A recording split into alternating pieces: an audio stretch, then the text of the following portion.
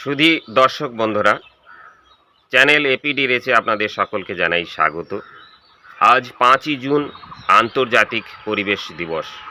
Raiganj Ramchandra academy of cultural education and health improvement সোসাইটির পক্ষ থেকে আমরা আজ পরিবেশ সচেতনতার উপর বিভিন্ন কর্মসূচি গ্রহণ করতে চলেছি। আমাদের প্রথম যেটা কাজ সেটা হচ্ছে এই পরিবেশকে সুন্দর ও সুস্থ রাখা। আমরা পরিবেশকে সুন্দর করে সাজানোর জন্য যে সমস্ত কাজগুলো গ্রহণ করতে চলেছি তার মধ্যে বিভিন্ন দূষিত বর্জ্য পদার্থ যেমন প্লাস্টিক, ক্যারি ব্যাগস ইত্যাদি যেখানে সেখানে রাস্তার ধারে পড়ে আছে সেগুলোকে আমরা অপসারিত করব। আমরা সারা বছর ধরেই এই কাজগুলো করি, শুধুমাত্র যে এই বিশেষ দিনে আমরা কাজগুলো করি এমনটি নয়। এছাড়া আমাদের যেটা কাজ সেটা হচ্ছে, যেহেতু এখন জুন মাস, এই সময় বৃক্ষরোপণের একটা উপযুক্ত সময়। আমরা বৃক্ষরোপণের মাধ্যমে এই পরিবেশকে সুন্দর করে সাজানোর ব্যবস্থা করব। এতে আমরা জানি যে বৃক্ষরোপণ কতটা আমাদের পক্ষে জরুরি। আজ পরিবেশ দূষিত হয়ে পড়ছে, গ্লোবাল ওয়ার্মিং, বায়ু দূষণ ইত্যাদি এই বৃক্ষ নিধনের জন্যই কিন্তু বেশি আমাদের উপর প্রভাব ফেলছে। তাই আমাদের প্রচুর পরিমাণে গাছ লাগানো উচিত। আমরা রায়গঞ্জ রামচন্দ্র একাডেমির পক্ষ থেকে চেষ্টা করি সারা বছর ধরেই কম বেশি কিছু গাছ লাগানোর জন্য। বিশেষ করে এই মৌসুমে আমরা প্রচুর পরিমাণ গাছ লাগাই। এছাড়াও আমাদের যেটা কাজ সেটা হচ্ছে, আমরা জানি আমাদের যে জলের স্তর সেটা ক্রমশই কমে যাচ্ছে বা নিচে চলে যাচ্ছে। অনেক জায়গায় টিউবওয়েলে এখন জল উঠছে না।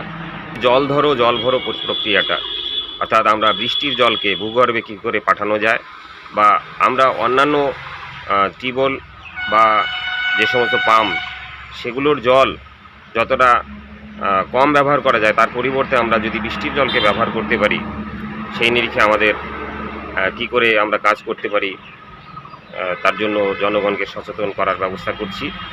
এছাড়াও আমরা যে কাজটি করতে যাচ্ছি সেটা হচ্ছে বিষাক্ত পার্থেনিয়াম নিধন। আমাদের বাড়ির আশপাশে জঙ্গলে রাস্তার ধারে প্রচুর পার্থেনিয়াম গাছ হয়ে থাকে, যেগুলো আস্তে আস্তে কিন্তু আমাদের একটা বিভীষিকার কারণ হয়ে দাঁড়াচ্ছে। এই পার্থেনিয়াম ক্যান্সার রোগ সৃষ্টিকারী একটা গাছ। এর রেণু বাতাসে ঘুরে বেড়ায়, যা শ্বাসনালীর মধ্যে দিয়ে গেলে আমাদের ফুসফুসের নানান সমস্যার জটিলতা তৈরি করে। ত্বকের সংস্পর্শে আসলে অ্যালার্জি তৈরি হয়। এই পার্থেনিয়াম সম্পর্কে এর আগেও জানিয়েছি, এর ক্ষতিকারক দিকগুলো বলেছি। যাই হোক, এই পার্থেনিয়ামকে আমরা আজকে নষ্ট করব এবং সকল জনসাধারণের প্রতি আমার অনুরোধ থাকবে, আপনারা নিজ নিজ এলাকার পার্থেনিয়াম গাছগুলোকে অবশ্যই নষ্ট করবেন। এছাড়া আমরা আমাদের স্বাস্থ্য সচেতনতামূলক একটি অনুষ্ঠান গ্রহণ করতে চলেছি। বয়স্ক, সাধারণ, অসহায় মানুষ যারা বিভিন্ন কঠিন ও দুরারোগ্য ব্যাধিতে কষ্ট পাচ্ছে, অথচ তারা সঠিকভাবে তারা চিকিৎসা গ্রহণ করতে পারছে না, তাদের জন্য আমাদের সংস্থার পক্ষ থেকে যতটা সম্ভব আমরা চেষ্টা করছি তাদের পাশে দাঁড়ানোর। আজ যে সহযোগী বন্ধুরা, তার কিছু ঘাটতি রয়েছে, কারণ প্রত্যেকেই নানান কাজে ব্যস্ত রয়েছেন। কাজেই এই কাজে আজ আমি এখন একাই শুরু করব। আস্তে আস্তে সবাই হয়তো আমার সাথে এসে পরবর্তীতে যোগ দেবে।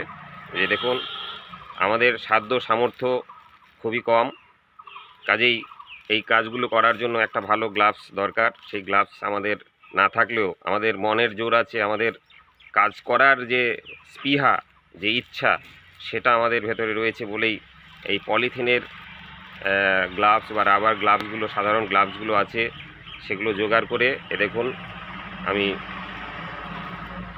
তৈরি হয়েছি। চশমা, মাস্ক নিয়েছি, কারণ এই কাজগুলো করার জন্য নিজেকে আগে সুরক্ষিত রাখতে হয়। দূষিত বর্জ্য পদার্থ অপসারণ বলুন বা বিষাক্ত পার্থেনিয়াম নিধন বলুন, এই কাজগুলো করতে গেলে কিন্তু নিজেকে সুরক্ষিত রেখে তবেই কাজগুলো করতে হবে। তো চলুন আমরা একে একে এই কাজগুলো করি। যেহেতু আমার সহযোগী আজকে নেই, কাজেই আমার এই কাজগুলোর চলমান চিত্র হয়তো সম্পূর্ণভাবে আপনাদের দেখানো সম্ভব হবে না। এই মুহূর্তে আমি যে আমার যে ভিডিও বার্তাটি আপনাদের সামনে তুলে ধরছি, সেটাও আমি এই সেলফি তোলার মধ্য দিয়ে, যেহেতু আমার সহযোগী ক্যামেরাম্যান কেউ নেই, তাই একা একাই আমি কথাগুলো আপনাদের সাথে শেয়ার করছি। যাই হোক, আপনারা আমার সঙ্গে থাকুন। এই যে দেখছেন পার্থেনিয়াম গাছগুলো অত্যন্ত ক্ষতিকারক। এর মধ্যে বিষাক্ত পার্থেনিন নামক উপাদান রয়েছে, যা ক্যান্সার রোগের কারণ। এর ফুলের রেণুগুলো বাতাসে ভেসে বেড়ায়, শ্বাস প্রশ্বাসের সঙ্গে যদি শরীরের মধ্যে ঢুকে যায় তাহলে শ্বাসকষ্ট, হাঁপানি বা অন্যান্য আরও অনেক জটিল উপসর্গ তৈরি হতে পারে। শরীরে যদি কোনো কারণে এর কষ বা এর পাতার ছোঁয়া লাগে, দেখা যায় কি সঙ্গে সঙ্গে ওখানে চুলকানি বা অ্যালার্জির মতন তৈরি হয়। তো এই জন্য এই গাছকে সবসময় এড়িয়ে চলতে হবে। এই যে গাছগুলো যেখানে যেখানে জন্মাবে সেখানে কোনো সবজি বা ফল গাছও কিন্তু এরা হতে দেয় না, আশপাশের সমস্ত গাছগুলোকেও নষ্ট করে দেয়। কাজেই এগুলোকে নষ্ট করা আমাদের খুবই জরুরি এবং সবাই মিলে এটা করতে হবে। একা একা এভাবে নির্দিষ্ট একটা জায়গায় অল্প কয়েকজন মিলে বা একজন দুজন মিলে একটুখানি জায়গায় করলে হবে না, একসাথে সব জায়গায় সবাই মিলে করতে হবে। এই জন্য সরকারিভাবে যদি উদ্যোগ নেওয়া যায় সবাই মিলে, তবেই এটা সম্পূর্ণভাবে নির্মূল করা সম্ভব। তারপরে আসছি, দেখুন এই শিক্ষা প্রতিষ্ঠান, বাজারঘাট, যে সমস্ত জায়গায় প্রচুর পরিমাণে এই দূষিত বর্জ্য পদার্থ তৈরি হয়, প্লাস্টিক বা ক্যারি ব্যাগ বা এই ধরনের খাবারের প্যাকেটগুলো, বিস্কুটের প্যাকেট, এই যে সমস্ত দেখছেন বোতল, এগুলো এদিক ওদিক পড়ে আছে, তো এগুলো যদি আমরা নির্দিষ্ট একটা জায়গায় ফেলতে পারি তাহলে কিন্তু আমাদের এটাকে অপসারণ করতে সুবিধা হয়।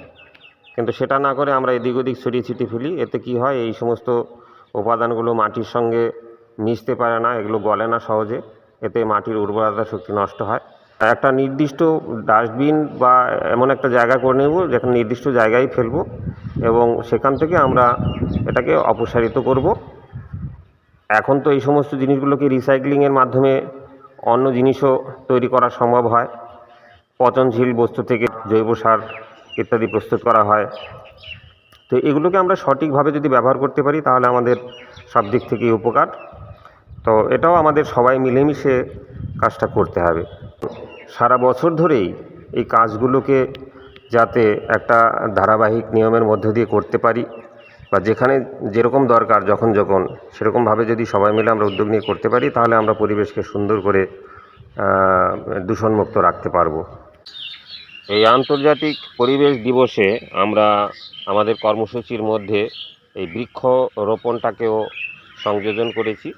যদিও আমরা প্রতি বছর অরণ্য সপ্তাহ পালন করি, অর্থাৎ জুলাই মাসের প্রথম সপ্তাহ থেকে দ্বিতীয় সপ্তাহের মধ্যে যখন অরণ্য সপ্তাহ চলে তখন কিন্তু আমরা প্রচুর পরিমাণে গাছ লাগাই। এরকম সুযোগ বুঝে আমরা সারা বছর ধরেই কম বেশি বৃক্ষরোপণ করি এবং এটা করা খুবই জরুরি। কারণ গাছ আমাদের কী কী উপকার করে সেটা নতুন করে বলার অপেক্ষা রাখে না। শুধু এইটুকুনি বলবো যে এই বৃক্ষ নিধনের জন্য কিন্তু আমাদের পরিবেশ ক্রমাগত খুবই একটা বিপদের সম্মুখীন হতে চলেছে। কাজেই এই গাছগুলো রক্ষা করা আমাদের কর্তব্য। আমাদের যেমন গাছ লাগাতে হবে তেমনই গাছকে রক্ষাও করতে হবে। শুধু একটা গাছ লাগিয়ে দিলে হবে না, সেটাকে পরিচর্যা করে টিকিয়ে রাখাটা খুবই জরুরি। তো আমরা নিশ্চয়ই বৃক্ষ আমাদের কতটা উপকারে আসে সবাই জানি, সেই গুরুত্ব বুঝে অবশ্যই সবাই মিলে বৃক্ষরোপণ করব।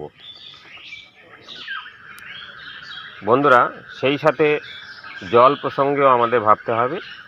বর্তমানে আমাদের বিভিন্ন দেশে কিন্তু জল সংকট দেখা দিচ্ছে। এই জন্যে এই জল সংকট থেকে বেরিয়ে আসতে গেলে আমাদের জলের অপচয় রোধ করতে হবে এবং জল দূষণ যাতে না ঘটে সেদিকে নজর রাখতে হবে এবং জলকে সংরক্ষণ করার জন্য আমরা বৃষ্টির জলকে কীভাবে ব্যবহার করতে পারি সেই বিষয়ে আমাদের মাথায় রাখতে হবে বা কর্মসূচি গ্রহণ করতে হবে। জল ধরো জল ভরো পরিকল্পনা এগিয়ে নিয়ে যেতে হবে। এটা বাস্তবায়ন করতে হলে আমাদের সমবেতভাবে কাজ করতে হবে। সবাই মিলে যদি কাজ করি তাহলে নিশ্চয়ই আমরা একটা সুন্দর পৃথিবী গড়ে তুলতে পারবো। সবাই ভালো থাকুন, সুস্থ থাকুন, সবাই একত্রে সমবেত হয়ে চলুন, আমরা পৃথিবীটাকে সুন্দর করে গড়ে তুলি। এই শুভ কামনা নিয়ে আজকের মতন এখানেই শেষ করছি। সবাই ভালো থাকবেন। নমস্কার।